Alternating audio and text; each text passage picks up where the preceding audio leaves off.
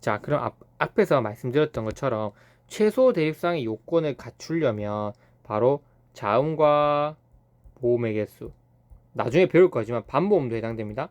반모음의 개수, 반모음이 뭔지 제가 설명드릴게요. 이런 의문의 개수, 즉 의문의 개수가 일치해야 됩니다. 일치. 그런데 여기 보는 것처럼 아까 말했지만 소리와 오리 같은 경우에는 자음 모음 개수가 다릅니다. 앞에 게 더 많다는 거죠. 하나 맞죠? 4개, 그 다음에 3개. 여기서 이 이응은 뭐냐? 소리가 나지 않지만 표기상 우리가 가독성을 높여주기 위해서 적었던 거죠. 그래서 최소 대립상이 절대 될 수 없다. 자, 두 번째, 가루와 나라는 최소 대립상이 될 수 있을까 없을까? 한번 살펴볼게요. 일단 소리 개수 몇 개인지 한번 살펴볼게요. 같이 기읍과 그 다음에 그 다음에 리을과 총 4개죠. 그 다음에 나라 같은 경우에는 니은과 그리고 리을과 그 다음에 총 4개예요. 일단 소리의 개수는 똑같아요. 맞죠? 음운의 개수는 똑같습니다. 음소의 개수는 같아요. 그런데 보면 최소 대립성이 되려면 나머지는 다 같고 하나만 달라야 된다 그랬죠. 근데 일단 기읍과 니은이 달라요. 그 다음 또 다른 거 찾아볼까요? 우와 아가 다르죠. 이렇게 지금 2개가 다릅니다. 그럼 뭐다? 최소 대립상이 될 수 있다 없다? 최소 대립상이 될 수 없다는 거예요. 여기서는 왜 될 수 없다? 한 개만 나머지는 다 같고 한 개만 달라야 되는데 여기는 2개가 다르니까 2개가 달라서 안 된다. 여기서 왜 안 된다? 의문의 개수가 일치하지 않는다. 그래서 안 된다는 거예요. 그래서 이런 부분들을 제가 지금 설명드린 이유는 뭐냐면 지금은 제가 이렇게 강의로 말로 해주지만 이 말로 하는 것들이 지문으로 나올 수 있다는 거예요. 최소 대립상은 무엇이다. 이게 최소 대립상이 될까 안 될까 이런 것들을 설명해 주는데 왜 안 되는지 그런 것들을 이 내용을 미리 알고 계신다면 여러분들이 더 빨리 풀 수 있다는 거예요. 자, 마지막 풍력과 폭력 최소 대립상이 될 수 있을까 없을까? 자, 이거 판단해 보도록 할게요. 저와 함께 여러분도 한번 해보세요. 혼자서. 자, 풍력 일단 음절 종성이 있는 이응은 소리가 나는 겁니다. 소리가 나는 건지 안 나는 건지 어떻게 알 수 있냐면 발음을 해보세요. 풍, 푸 다르잖아요. 그럼 소리가 있는 거예요. 근데 이거 보세요. 오 똑같아요. 정나 안 정나 똑같은 거예요. 이건 표기상 그냥 불편해서 적어준 거예요. 소리가 똑같은 거예요. 오나. 근데 풍이나 푸는 완전히 다르잖아요. 소리가 있다는 겁니다. 음절 끝에서는. 그래서 표시해 보자면 피읍과 그 다음에 그 다음에 이응, 그 다음에 리을, 그 다음에 그 다음에 기읍. 나중에 이 여는 반모음으로 이루어져 있는 건데 그건 나중에 설명드릴게요. 원래는 반모음 J 플러스 O로 이루어져 있는 겁니다. 이게 개수가. 근데 일단 우린 반모음을 아직 배우지 않았기 때문에 이렇게 표기해 보도록 할게요. 그 다음에 폭력 같은 경우에는 피읍, 그 다음에 오, 그 다음에 기읍, 리을, 기읍이죠. 그래서 뒤에 3개는 똑같죠. 지금 그 다음에 력은 똑같죠. 앞에 걸 보는 거예요. 근데 피읍도 똑같아요. 근데 우랑 오랑 다르고 이응이랑 기읍이랑 다르죠. 2개가 다르잖아요. 지금 그럼 최소 대립상이 될 수 있다고 그랬습니까? 최소 대립상이 될 수 없다고 그랬습니까? 최소 대립상이 될 수 없다고 그랬죠. 근데 그렇게 접근하시면 또 틀립니다. 왜 틀리냐면 우리가 배우는 이 음운이라고 하는 거는 기준 대상이 뭐냐면 바로 표기가 아닙니다. 표기가 아니라 우리는 발음을 기준으로 배우는 게 바로 음운론이에요. 그러면 이 소리 오리는 표기도 소리로 하고 발음도 소리로 합니다. 표기와 발음이 일치하죠. 근데 음운론은 우리가 자음 모음 개수를 판단할 때는 표기로 보는 게 아니라 소리로 보는 거예요. 가루 나라도 마찬가지고 소리 오리 이 모든 4개 우리가 앞에서 했던 예시들은 표기와 소리가 같았습니다. 그런데 풍력과 폭력 이거 살펴볼 때 풍력은 일치해요. 풍력은 표기와 풍력 풍력 같은 경우에는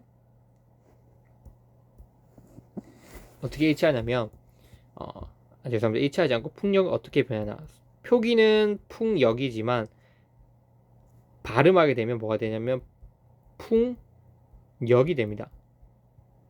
리을이 니은으로 바뀌어요. 풍력으로 바뀝니다. 나중에 음운현상 하니까 리을의 비음화라 그러죠. 이렇게 바뀌는 현상을 리을의 비음화라고 그럽니다. 나중에 리음의 비유라고 왜 일어나는지 설명드릴게요. 근데 어쨌든 리을이 이렇게 니은으로 바뀌는 거예요. 지금 풍력이 되죠. 그 다음 폭력 볼게요. 폭력은 어떻게 표기하는지 한번 볼까요? 표기는 폭력이지만 뭘 보겠다? 발음을 보면 어떻게 되겠습니까, 여러분? 발음은 폭력이 되는 거예요. 폭력. 그러니까 이것도 마찬가지로 여기서 일어난 의문 현상은 바로 리을의 비음화와 그 다음에 그냥 비음화가 일어난 거예요. 두 가지가 일어난 겁니다. 두 가지가 일어났습니다. 그래서 결국 발음을 기준으로 보면 결국 풍력과 폭력이 됐죠. 그래서 발음을 기준으로 볼게요. 자, 풍력은 풍력이 되었고 폭력은 폭력이 되었죠. 폭력. 그래서 이 의문의 개수를 분석해주면 어떻게 됩니까? 풍력. 그 다음에 폭력. 이렇게 되죠. 력은 다 똑같죠?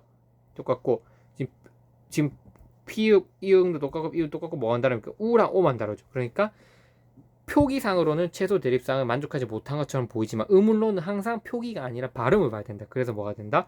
바로 이 두 가지는 최소 대립상이 될 수 있다는 거죠. 이건 안 되고 이건 안 된다는 겁니다. 자, 이렇게 우리가 의문에 대한 정의를 알기 위해서 최소 대립상을 찾는 것 그리고 최소 대립상의 요건들을 한번 살펴봤어요. 이게 가장 의문의 핵심 기본이라고 할 수 있습니다. 그래서 의문은 핵심 포인트가 뭐다? 단어의 뜻을 구별해주는 최소의 단위이다. 이렇게 의문의 종류를 나중에 보면 다시 의문은 음소와 운소로 이루어진다. 아까 말씀드렸죠, 앞에서. 그래서 음과 운을 합해서 이게 의문이 된다. 음 안에 들어가는 거는 자음과 모음과 반모음이 있다.